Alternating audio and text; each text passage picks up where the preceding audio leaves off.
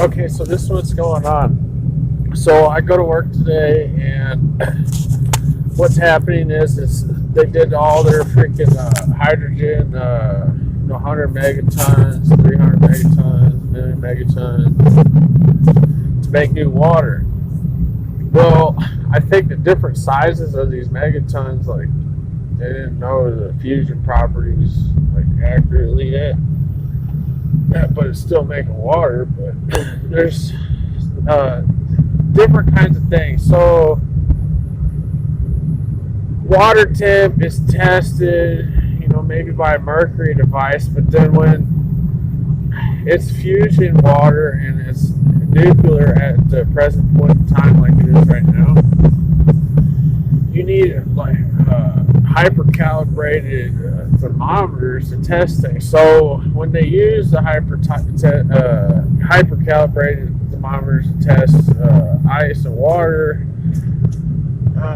by CERN so many years ago, we found out that there is many different types of ice water. So there's most typically, when there's not nuclear water being fused together, we're working with ice water number 1, and that's typical. It's 32 degrees Fahrenheit, 0 degrees Celsius freezing point. And then we have ice 2, ice 3, ice 4, ice 5, ice 6, ice 7. And if there's any more, there's some more, but ice 7 is a 2,000 degrees water ice Fahrenheit temperature. Well, right now we're experiencing water ice at 43 degrees Fahrenheit. And it's so crazy because it was even colder this morning, but everything was melted. But then when it warmed up to about 30 or 43 degrees, everything froze over. It didn't freeze over with the normal crystallization process pattern. It froze over with the ice 3 pattern. So at 43, the ice froze, and then once it was frozen, it was ice 3, and it didn't unfreeze. So if it got any colder, it didn't matter because it was already ice 3 when it froze at its freezing point at 43 degrees Fahrenheit. So what's happening is I'm driving on the roads down the freaking mountain on this ice 3 snow. So water is the ashes of hydrogen, and we're working with different hydrogen explosives of different sizes, so it might have different effects, different purities of the water that they're trying to create. They're trying to create more water than less because we need clean, cool water to survive. Our body's 70% water, and every living thing on Earth has some kind of need and resource for H2O. So I'm driving down the mountain, and the snow on the ground is ice 3, 43 degrees Fahrenheit freezing point. It's a little bit colder right now. It's probably like, 28 degrees out, maybe 20 degrees. And the freaking snow isn't slippery at all. And there's real ice spots and stuff too. And it's like driving on freaking like volcano ash, to tell you the truth. Like, you got a little bit of grip. It's not as slippery as ice 1 is. And then what I noticed too is it's a lot freaking lower proof ice than ice 1. So ice 1's like 100 proof vodka, and this ice 3 is like an 80 proof vodka. So everything slowed down. It's like really slow. So I'm looking at it. It's like 20 degrees outside. I'm looking at the chimneys and the freaking major heat. There's 1,000 degrees coming out of these wood burning stoves, but smoke just like flutters, like barely comes out the stovepipe because of the way that ice 3 is affecting the air viscosity. It was like a slow motion movie. It was freaking crazy. And I'm coming down the mountain. I'm noticing these other things. I can't see the freaking road. I got the lights on. I can see everything. Why can't I see? I'm looking at my eyes, and my eyes are freaking beamed open like freaking night owl.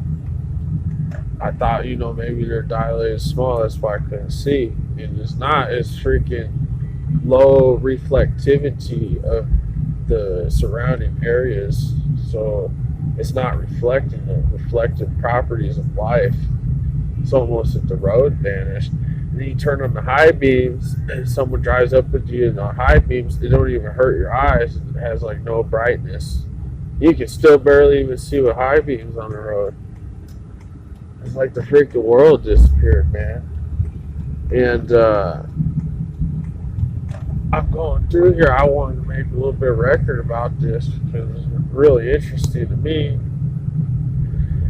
to see the formation of Ice 3, the way that it occurred. And I don't know if it's occurring anywhere else, but this is also, I wanted to explain. So this hydrogen, scientific shit that they don't say shit about because it's top secret research kind of shit. They're still trying to figure out, what's everyone else's theory? Like, can we prove a point here with something we know we did, but no one can prove that we did? And I'm coming in here and I noticed that, okay, so there's oxygen 2 and then oxygen 3. So when freaking oxygen 2 gets supercharged by lightning, it becomes oxygen 3. It's a freaking atom. It's not even can't call a molecule and you can't call it a particle. Well, that's exactly what water is too. The ashes of freaking hydrogen, after it's burned off, becomes a different kind of atom. And this atom is a burnt up hydrogen atom. So then when the burned up hydrogen, how did it burn? It burned with oxygen. So it fused at that burning point when it lit up. When you see the spark, when you see the fire itself, that was the bonding process. That was the fusion. It wasn't a fission, it was a fusion. So then when you come in and you have fused, I don't know, 100 megatons of freaking hydrogen with the surrounding, whatever, 100 or was it 2 oxygen molecules, H2O, or 2 hydrogen molecules, whatever. Maybe you had to double the hydrogen for the oxygen. So what is happening is you got these couple hydrogen atoms that bonded with the oxygen, but when it's hit, when the hydrogen burned off with the oxygen to create the fusion, that shit was supercharged. That was brand new freaking atoms. That shit was freaking the life. That fucking never seen life before. It was just born. The fucking energy was not gonna go away. So where is it going? It fucking whizzed up. Because what is it? It's a gaseous compound, right? Now, we've got like butanes and stuff, and they're like real heavy gases, and they sink. And that's why we pull them out of the ground. But then we got hydrogen, and when you see the freaking Zeppelin or whatever it was, it's freaking a big blimp that freaking floats. Hydrogen is super light gas. But then oxygen is kind of a heavier gas. If you freaking oxygen tank the room and then freaking let mass to it, that's just gonna light from the ground. It ain't gonna light from up top. Now, what's happening is when you're bonding the super light hydrogen with the oxygen atom, you got two light atoms suspending an extra heavy atom. So it's like tying a postcard to a balloon and letting it float off until the helium just, goes through the balloon. There's not enough helium to create enough floating energy, so the card floats back down to the ground. It might take, a few hours, a day, 2 days, but it's going to float back down. So what's happening is when this hydrogen fuses, the fucking shit just happened, the fusion just happened, and it took a lot of energy, like the whole entire makeup, the pool of oxygen life is disrupted and taken away. So the transfer of the amount of oxygen leveling back out to its proper charge, its proper rotation of the rotation that is kept as an atom.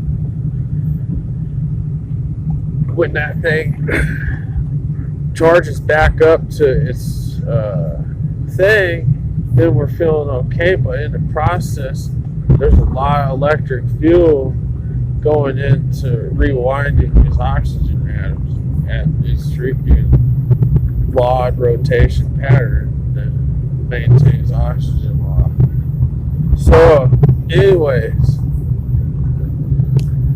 what's going on is now we got supercharged H2O, because that gas floats up the water, it gets the sunlight, floats up into the atmosphere, it turns into a cloud, and it rains.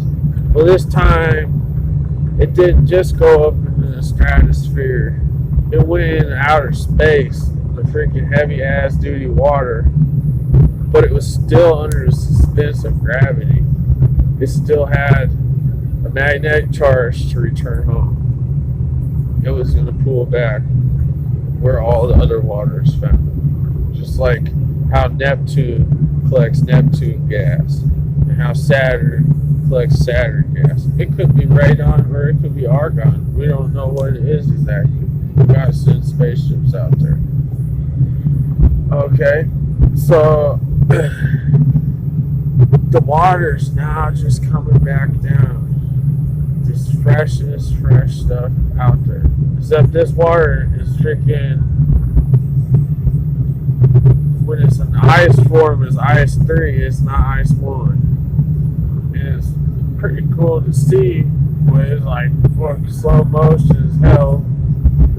And I just wanted to explain that it's really hard to explain the quantity of water, or the quality of water, what type it exactly is, without actually seeing it in some kind of solidified physical form that we can actually test to prove theories about actual liquid water, because there could be liquid water 1, 2, 3, 4, 5, just like oxygen 3. So if it's going to be a liquid water in a gas, it's going to be more like an oxygen 2, oxygen 3 compound before it settles to the earth and it reaches its freezing point, thus changing to ice 3. Now, those are two separate bodies. We were talking about a solidified compound as ice. We're talking about a gaseous compound as H2O. We have not created a rating scale of actual water that I know of. Maybe CERN has already done it because of their research on their ice that they have. But I'd just like to know, can we come to a little bit of conclusion here now? The fucking shit was poisonous. That the whole fusion process, like, man, it give you a sore throat and everything, because the fusion process isn't fully bond in law atoms, atomic material yet. It's still free radical. It's still got like extra gamma energies and shit that haven't stabilized. So while this is happening, you're feeling the water that you exist as a living being, actually going through the resolving process of creating this new elemental property on Earth. It is fucking hurting like fuck. You can feel your throat is sore and everything. This, I don't know if it's good or not, but it freaking hurts, and it just causes lesions and ulcers and other things. But then now it's freaking 2 weeks later, and all the freaking atoms that we created have now settled and resolved. And it's been 2 days now that I haven't been wearing the mask hardly, because I don't need to. Unless I get a little bit of a sore throat, I wear the mask for an hour, and then my sore throat goes away. I just take it back off. While I fucking smash my face with freaking rubber bands when I don't have to, because it's just uncomfortable. So that's what happens when you wear a breathing apparatus. So I'm not trying to live uncomfortable. I'm trying to live as comfortable as I can, with the necessary life expectancy of what I expect out of myself. And I'm not going to hurt myself if I'm extra hurting myself. I'm not going to overprotect myself if I don't need to overprotect myself. I'm going to live comfortable. That's the way I'm going to live. Well, I'm out here, I'm talking to you on the phone, and everything is awesome. It's fine. I'm feeling comfortable, but it's like 80 proof vodka. I'm feeling more tired than wild. I drink a freaking shot of 100 proof tequila. I'm gonna be dancing on a dance floor. I go drink a 80 proof scotch. I probably just want to sit back in my office chair and look at a piece of paper or something, because that's what you do on 80 proof, and that's what you do on 100 proof. I feel great. Nothing wrong, but the whole process of it is still not yet understood. And to make record of those things is important. And I do want to notice the actual water viscosity, like why I'm talking about 80 proof and 100 proof, is the water is a little bit thicker right now. It's freaking thick water. It's not freaking thin water. And but everything is supercharged, and it's still freaking thick water. It's not, it's like all dense. It's not like a less dense product.